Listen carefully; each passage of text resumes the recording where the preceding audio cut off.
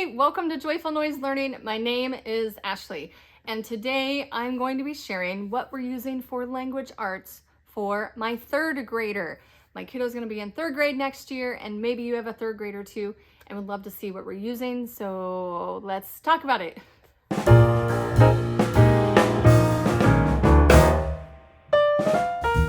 Well, friends, if we haven't met yet, like I said, I'm Ashley. I am a homeschooling mom of 3, and I've been homeschooling for 10 years, and I love using Charlotte Mason inspired homeschool. I also love to share info for moms who are scattered and easily distracted. So I've got some more videos about that coming up, so you want to subscribe so you don't miss those. But today, I finally have our picks decided. I'm so excited, guys. The stack is very small. Because we use the library for a lot of things for especially this grade. But we have a few things here I want to share that we're going to be using for his language arts. And you may have heard some of these, but you may not have heard about some of these. These are going to be cool. I'm excited. All right, for my third grader, he is a very strong reader. And he learned to read really early, and he learned to read well. The only thing is he doesn't love it just yet. He loves reading comic books and graphic novels, but we're gonna keep working on that reading muscle. He is not as strong of a writer, so we're gonna work on that writing muscle as well, as well, but also the spelling muscle. So he is going to jump in using the phonetic zoo from IEW. He's gonna start at level A. And again, I think third grade is probably the youngest they recommend for this level.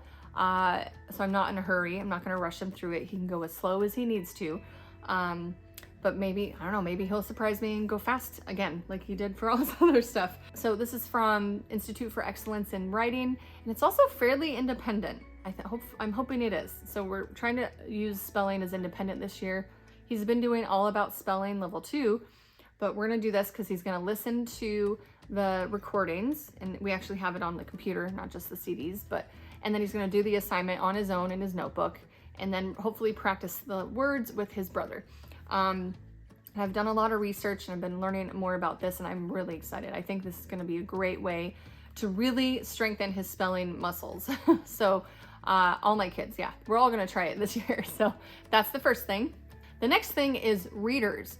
So we've been using All About Reading, and I have stopped using the phonics program, but we're continuing with the readers because the readers are just good. The kids love them. My son loves them. He reads through them pretty quickly. He would be on level 4 starting next year. He's already finished all level 3, so he's gonna jump into reading the level 4 books for next year.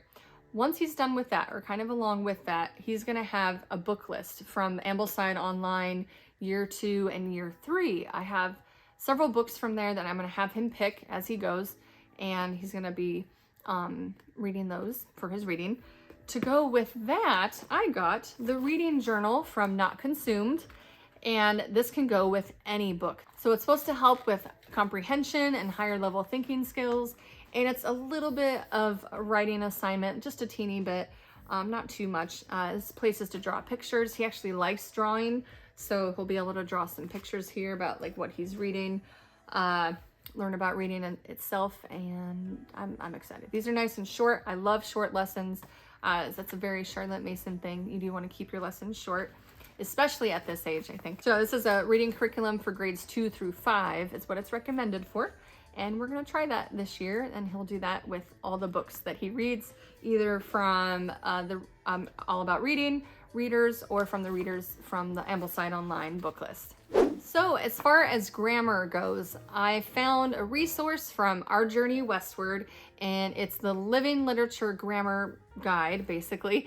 And you read a book, so it's a book list again. So it's mostly a picture book, and you read the picture book together, and then she has lessons, kind of like little worksheets that you do activities together with, and you talk about the story, you talk about the grammar in the story, and you help with vocabulary, and they're just living literature guided lessons.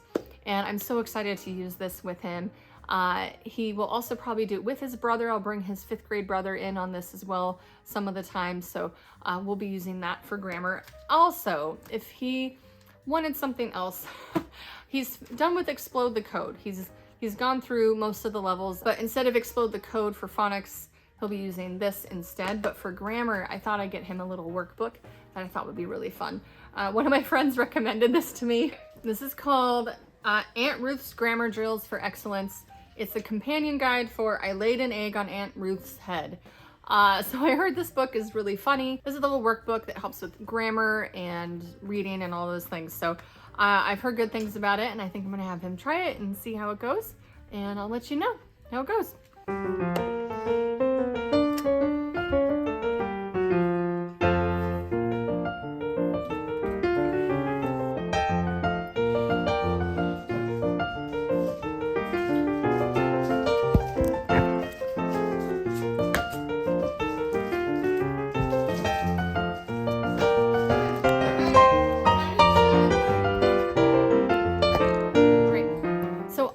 I need to continue with him doing narrations with me. And I've been reading like a short story to him or a chapter out of a book, and then he tells me what he remembers from it. And this has been working really well this year. I'm just gonna continue it into next year. So we've been doing things like 50 Famous Stories Retold, books like the Burgess Bird Book for Animals, nope. Books like the Burgess Bird Book or Animal Book, Grammarland, and any other book that we pick or do together. So I have him tell me what he remembers and I write it down, and then he copies that into his notebook. And we've been doing that lately and it's been working really well. I think the narration exercise will help him in his writing muscles and he'll get better at writing, mainly because I've been not so good at that I was better at that when my kids were younger, but over the last few years I've kind of gotten away from that. So since he's my youngest, I want to really help him in this and just do really well with the narrations. Also with writing, we're going to do fairy tale imitation writing. And I heard about this recently from Crystal at Simple Studies, and she has amazing Charlotte Mason inspired resources. She's got some great units there. But this is a great writing curriculum resource book, I guess, that helps you with narration. It kind of goes along with narration, but it helps learning to write by modeling other writers. And I love this style of teaching writing. And I've seen this book and I've looked through it on Amazon. Haven't ordered it yet, but we're gonna add that for some more writing practice, and I'm really excited about that. And then lastly, my little guy needs some handwriting practice and some copywork. So sometimes I make our own, sometimes we order stuff from the curriculums we use, but we're gonna use Logos Cursive this coming year. So he's gonna be learning cursive and he's gonna be doing copywork in cursive from these books. It's gonna be like Bible verses to copy and Proverbs, which are Bible verses, I guess. But he'll be working on his handwriting through using the Logos Cursive book. And that's really all, guys. That was it. That's all he's using for language arts this year. And it's nice because, you know, we've had things that have been working this last year. I'm super excited. We've found a good fit and we have a few new things we're going to try. And if you're wondering what I picked for my third grader for math, I have another video where I shared what I picked for all of my kids for math. So you can check that one out. Also, I have my other videos where I shared about what history, science, Bible, and Spanish and morning time resources I'm going to use this coming year. That's in another video as well. That's for all my kids. So that's it. That's all the stuff for my third grader, and I hope this encourages you. Don't forget, there's no perfect curriculum. Just pick something and go with it. Know that as long as you're doing something, you're doing good, Mama. You're doing really well. So let me know down in the comments if you've got any questions about anything I've shared here, and I'll be sharing in the upcoming months how these are going and how we use them. And if you'd like any flip throughs, let me know. And that's what I've got for you. So I hope you go find his joy among the noise, and I'll see you in the next one.